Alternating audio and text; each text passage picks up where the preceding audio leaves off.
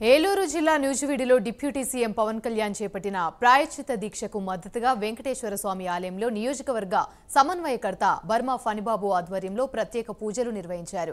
పవన్ చేపట్టిన ప్రాయశ్చిత్త దీక్ష 11 రోజుల పాటు నిర్విఘ్నంగా కొనసాగాలని బర్మా ఫణిబాబు ఆకాంక్షించారు. పవన్ దీక్షకు మద్దతుగా నియోజకవర్గంలోని అన్ని దేవాలయాల్లో ప్రత్యేక పూజలు నిర్వహిస్తున్నట్లుగా తెలిపారు.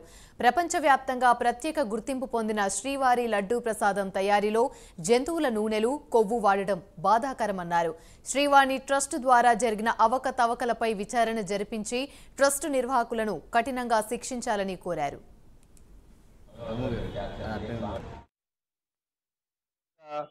మరి వార్తలు వస్తున్నాయి, దానిలో అనేక అవకతవకలు జరిగినాయని, మరి యానిమల్స్ యొక్క కొవ్వు ఆయిల్ వస్తుందని, అదేవిధంగా వెజిటబుల్స్ ఆయిల్ కల్తీ జరిగిందని రకరకాల మరి ఈ రిపోర్ట్స్ లో వచ్చినాయని తేలింది. దానికి గాను మా అధ్యక్షుల వారు నిన్న మరి ప్రాయశ్చిత్త దీక్ష మన వెంకటేశ్వర స్వామి గుడి నంబూరులో చేపట్టడం జరిగింది. అందుకు గాను 11 రోజులు అధ్యక్షుల వారు పవన్ కళ్యాణ్ గారు ఈ దీక్ష చేపట్టుతున్నారు.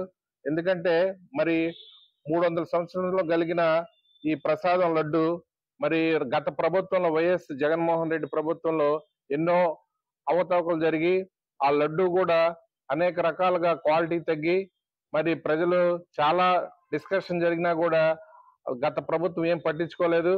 మరి ఈ రోజు ఉన్న ల్యాబ్స్ చెప్తున్నాయి ఆ లడ్డులో చాలా కల్తీ జరిగిందని. మరి దేవుడు లడ్డు ప్రసాదంలో కూడా కల్తీ జరిగిందంటే మరి ఆ ప్రభుత్వం ఎన్ని రకాలుగా అవకతవకలు జరిగినాయో మరి దాని మీద సిట్టే కానివ్వండి, మరి సిట్టింగ్ జడ్జితో కానివ్వండి, సిబిఐతో కానీ మరి చంద్రబాబు నాయుడు గారు ఇమీడియట్ గా గత టీటీడీ కమిటీ మీద ఇమీడియట్ గా యాక్షన్ తీసుకోవాలి. అదే విధంగా మరి హిందువుల మనోభావాలు దెబ్బతినకోకుండా మరి ఇటువంటి మరి ఫ్యూచర్ లో ఎప్పుడు రాకోకుండా ఒక తిరుపతి దేవస్థానంలో మనమే ఒక సొంతంగా ఒక ల్యాబ్ మరి ఓపెన్ చేసుకొని అదొక ప్రత్యేకంగా దాని మీద ఒక కమిటీ వేసి అది ఏ ప్రభుత్వానికి మరి దాని మీద రైట్స్ లేకోకుండా ఆ కమిటీలోనే ఒక స్వచ్ఛందంగా ఆ ప్రసాద లడ్డూని మరి భక్తులకు అందజేసే విధంగా మరి మన ప్రభుత్వం కూడా ముందుకెళ్లే విధంగా ఉండాలి.